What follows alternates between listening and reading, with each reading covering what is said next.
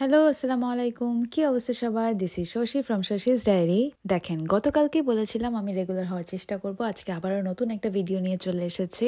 Uncle আন্টির সাথে যেদিন শপিং এ গিয়েছিলাম, ওই দিন সারাদিন দৌড়াদৌড়ি করে আমি এত বেশি টায়ার্ড ছিলাম, শপিং গুলো সব রুমেই রেখে দিয়েছি।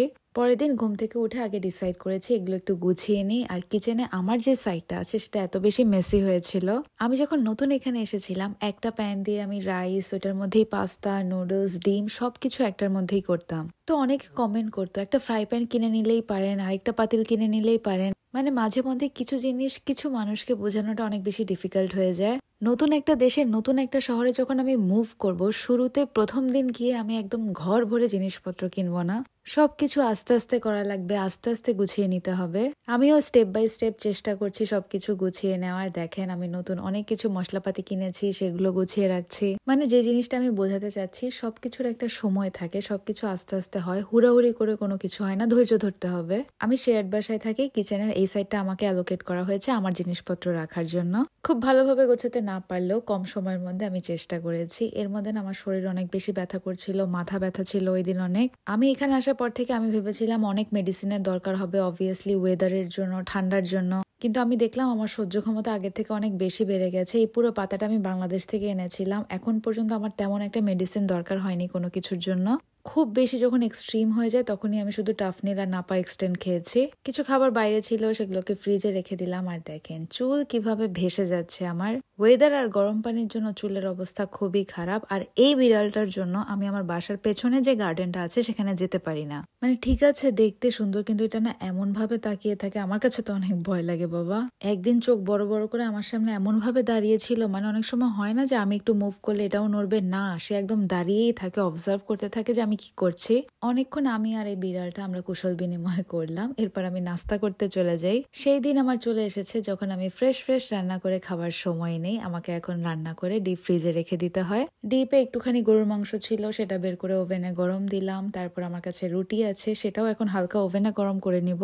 আমাদের দেশের মতো এরকম আটার রুটি তো না, এটা র্যাপে ইউজ করা হয়, যেটাকে আমি রুটি হিসেবে খাই।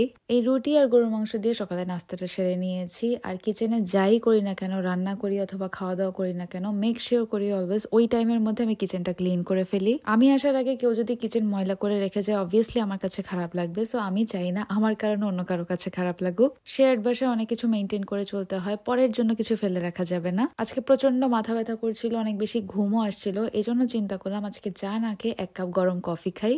কফি খেয়ে এখন আমি রেডি হয়ে গিয়েছি, কারণ আমার ক্লাস আছে একটু পর। এই মিররটা রুমে আসার পর থেকে তো আমি মহা খুশি হয়ে গিয়েছি। এতদিন আমার রুমে কোনো ধরনের আয়না ছিল না। ছোট ওই যে ফেস পাউডারের ভিতরে একটা আয়না থাকে না, ওই সাইজের একটা ছিল শুধু আমার কাছে। এখন আমি প্রপারলি নিজের ফেস দেখতে পারি, কি পরেছি, আউটফিট দেখা যায়। সেদিনের শপিং এর মধ্যে সবচেয়ে ফেভারিট জিনিস আমার কাছে এই মিররটা। এই ভিডিওগুলো আমার বেশ কিছুদিন আগে করার। এখন তো অনেক বেশি ঠান্ডা পড়েছে, তখন ঠান্ডাটা এত বেশি ছিল না।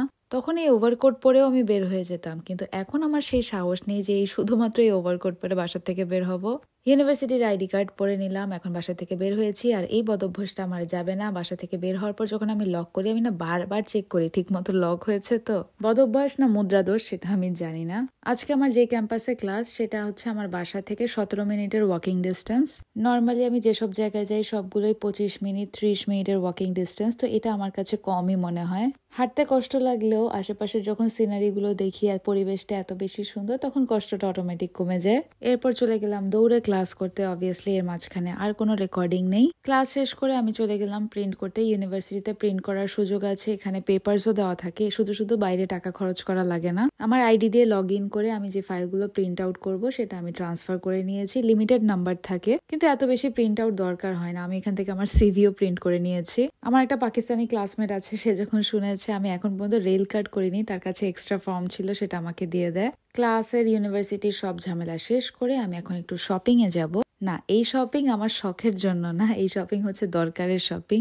এই টাইমে আমি রেস্টুরেন্টে ট্রেনিং এর জন্য যেতাম। আমার জব তখনও কনফার্ম হয়নি, প্রথমে তো একটা ট্রেনিং পিরিয়ড থাকে। জব কনফার্ম না হলেও আমি একটা ফর্মাল শার্ট তখন কিনছিলাম, কারণ আমি জানি যে কোনো জবে একটা ফর্মাল হোয়াইট শার্ট আমার লাগবেই। যারা দেশে বাইরে যাওয়ার প্রিপারেশন নিচ্ছেন তাদেরকে বলবো শপিং করার সময় একটা হোয়াইট ফর্মাল শার্ট আর ব্ল্যাক ফর্মাল প্যান্ট নিয়ে রাখতে, কারণ বেশিরভাগ জবে এটা দরকার হয়। আর যখন কোনো ইন্টারভিউতে এভাবে ফর্মালি যাওয়া যায়, দেখতে অনেক বেশি প্রেজেন্টেবল মনে হয়।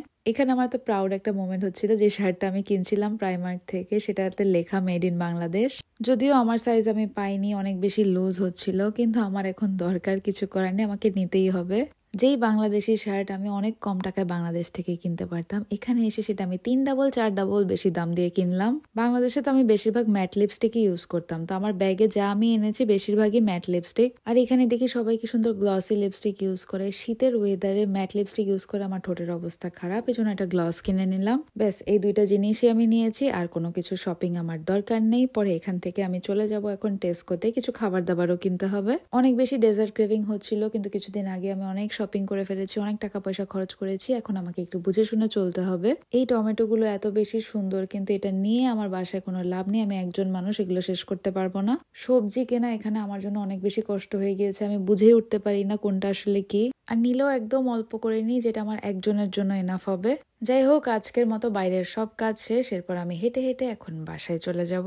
বাসা থেকে হেঁটে ইউনিভার্সিটি গিয়েছি, ইউনিভার্সিটি থেকে হেঁটে আমি প্রাইমার্কে গিয়েছি, ওখান থেকে দেন আমি অন্য শপে গিয়েছি, এখন ওখান থেকে হেঁটে বাসায় আসলাম। এই এত হাঁটাহাঁটি দৌড়াদৌড়ির জন্য এভাবে আমার ওয়েট লস হচ্ছে। একটা জিনিস রিল্যাক্সে ছিলাম, সারাদিন ক্লাস করে এসে বাসায় গিয়ে এখন রান্না করা লাগবে না। আন্টি যে বক্সে খাবারগুলো দিয়ে গিয়েছিল তার মধ্যে এক বক্সে পাস্তা ছিল, সেটা গরম করে খেলাম। সারাদিন বাইরে কষ্ট করার পর বাসায় গিয়ে যখন খাবার রেডি করা থেকে, এটা সবচেয়ে বড় স্বস্তির ব্যাপার। সো আজকের ভিডিওটা এই পর্যন্তই। Thank you so much for watching.